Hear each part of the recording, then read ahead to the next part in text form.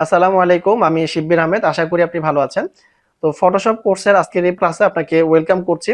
So চলুন আমাদের main ক্লাসে আমরা চলে যাই। আচ্ছা, এখন ম্যাজিক ওয়ান টুল এটা কাজটা আসলে কি? ম্যাজিক ওয়ান টুলটা হচ্ছে এক ক্লিকে কি কালারের পুরো অবজেক্টটাকে সিলেকশন করে ফেলে।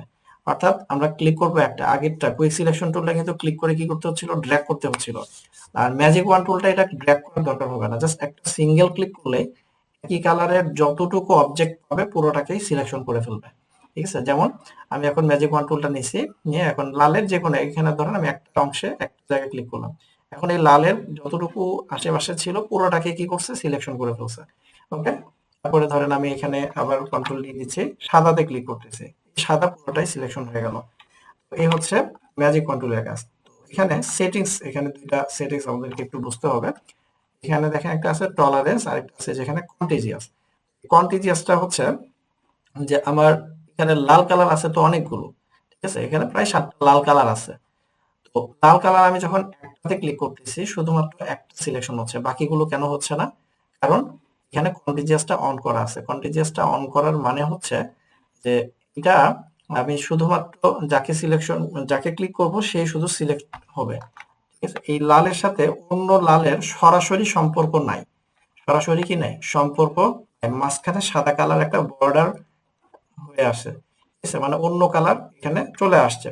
যখন অন্য কোনো কালার মাঝখানে থাকবে তখন সরাসরি কি হবে না, একই কালারের সবগুলোকে ধরতে পারবে না। বাট এই বাধাটাকে যদি আমরা মানে রাখতে না চাই তাহলে এই যে এখানে এটাকে উঠাই দেবো, এটা অফ করে দিব। যে এখন এটা অফ করে দিছি, এখন একটা লালে ক্লিক করলে সব লাল সিলেক্ট হয়ে যাচ্ছে। ওকে, আবার যদি আমার এরকম দরকার হয় যে না সবগুলো হবে না, তাহলে আমার একটা একটা করে দরকার, আমি তাহলে কি করবো, এটা অন করে রাখবো।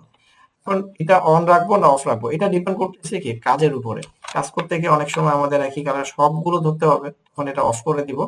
আবার অনেক সময় একটা একটা করে ধরতে হবে, তো এটা কাজ করতে গিয়ে আসলে আমরা সেটা চেঞ্জ করবো। আচ্ছা, তো আমি এখানে কন্টিজিয়াসটা অফ করে আমি এখানে একটা ক্লিক করলাম, সবগুলো সিলেক্ট হয়ে গেল। মনে করেন আমি এখানকার কালারটা একটু চেঞ্জ করে দেখি।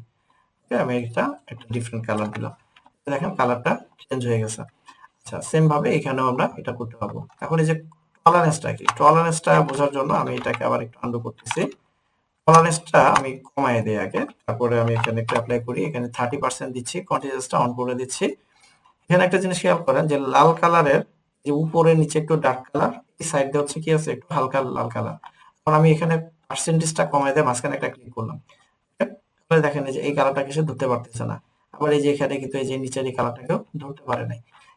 টলারেন্সটা হচ্ছে যে কালার কতটুকু, মানে একই কালারেরই কালারের মধ্যে তো পার্থক্য থাকে, লাইট কালার থাকে, ডিপ কালার থাকে, অথবা গ্রেডিয়েন্ট কালার থাকে।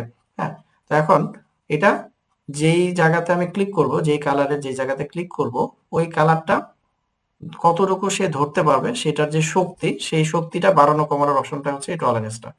আমি টলারেন্সটা যখন কমায় দিচ্ছি, লাল কালার হওয়া সত্ত্বেও এই যে নিচের এগুলো, এই যে পাশের এটা, তারপরে সে ধরতে পারতেছে না, মনে করতেছে ওইটা আলাদা কালার।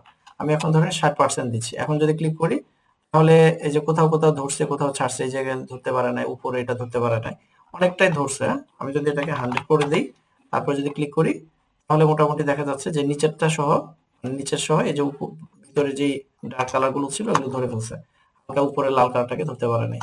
ঠিক আছে, যে এখানে যদি ক্লিক করি তাহলে দেখেন এটা উপরে নিচে সব সহ ধরে ফেলছে। ওকে, তো টলারেন্সটাও এটাও আমাদের প্রয়োজন মতো কম বেশি করার দরকার হয়ে থাকে। আমি এখানে 80% দিয়ে আরেকবার একটু দেখি। হ্যাঁ, 80% দিলে এই যে নিচেরটা আবার ধরতে পারতেছে না। ওকে, এই টলারেন্স এবং কন্টিজিয়াস এগুলো আমাদের প্রয়োজন মতো আমরা এটা চেঞ্জ করে নিব।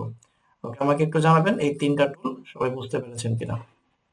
ভিডিওগুলো যদি ভালো লাগে তাহলে অবশ্যই লাইক করবেন, শেয়ার করবেন এবং সাবস্ক্রাইব করতে ভুলবেন না।